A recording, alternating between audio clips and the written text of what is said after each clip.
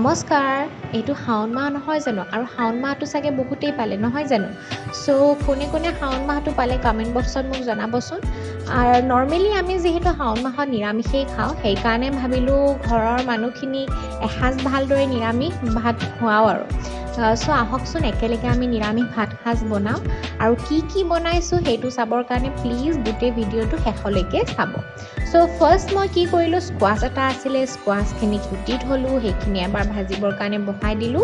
তাৰ পিছত দাইল আছিলে মটৰ দাইল লৈছো মুগ মসুৰ দাইল তিয়াই থৈছো লগতে ফলা মুগ দাইল তিয়াই থৈছো সেইখিনি ফাৰ্স্ট মটৰ দাইলখিনি সিজাই লৈ তাত সিজি অহাৰ পিছত বাকি দাইলখিনি মিক্স কৰি আকৌ অকমান নিমখ দি ভালদৰে সিজিবলৈ দিলো তাৰ পিছত স্কোৱাশখিনি অকমান ভাজি হৈ গৈছিলে তাত মই নিমখ হালধি দিলো দি কিনে আকৌ সিজিবলৈ দিলো যেহেতু মই ভাজিবিলাক খুব স্লো কুক কৰো সেই কাৰণে তেনেকুৱাকৈ কৰিলো তাৰ পিছত সেইখিনি সময়তে দাইলখিনি সিজি গ'ল দাইলখিনি সিজি যোৱাৰ পিছত এতিয়া মই তাৰ তেলনি মাৰিবলৈ ধৰিলো তেলনিত বেলেগ একো দিয়া নাই জাষ্ট মাষ্টাৰ্ড অইল বা সৰিয়হ তেলত অকমান পাঁচফোৰণ তাৰ পিছত মাহপাত দি কিনে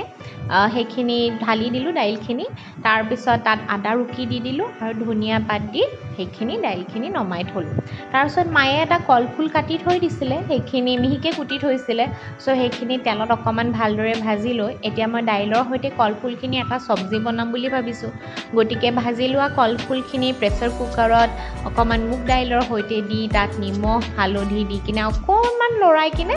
সেইখিনি মই প্ৰেছাৰ কুক হ'বলৈ দিম তাত অকমান আদা ৰুকি দি দিম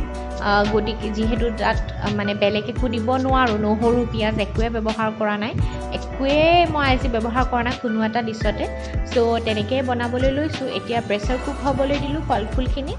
ভালদৰে প্ৰেছাৰ কুক হোৱাৰ পিছত এয়া দেখিছে মোৰ কলফুল ৰেডি হৈ গ'ল সবজিটো সো নিমখ অকমান কম হৈ আছিলে সো অকমান আকৌ নিমখ দি দিলো তাৰ পিছত সাধাৰণ গৰম মছলা দি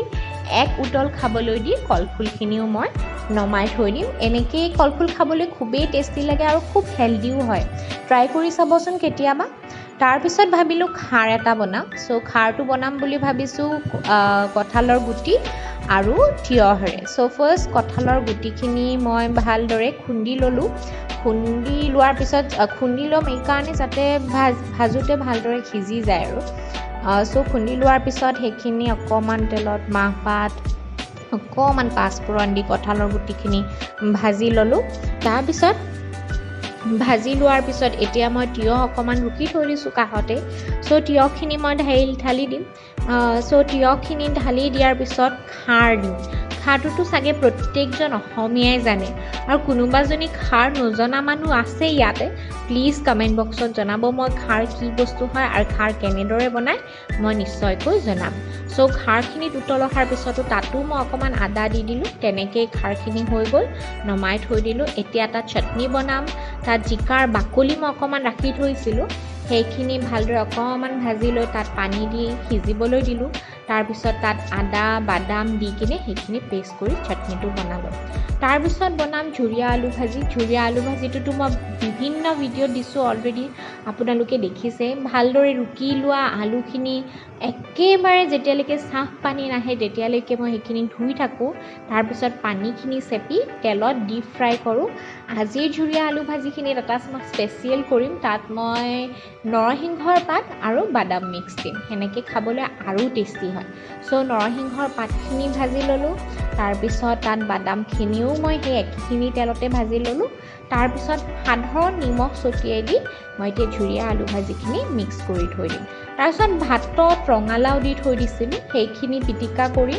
সেনেকৈ মোৰ ভাত সাজ ৰেডি হৈ যাব আৰু একেটা ডিছেৰে সো এনেকৈ মোৰ ভাত সাজ ৰেডি হৈ গ'ল আপোনালোকেও ট্ৰাই কৰি চাবচোন এয়া স্কোৱাশ ভাজি দাইল ঝুৰিয়া আলু ভাজি কলফুল খাৰ so if you like this channel like share and subscribe by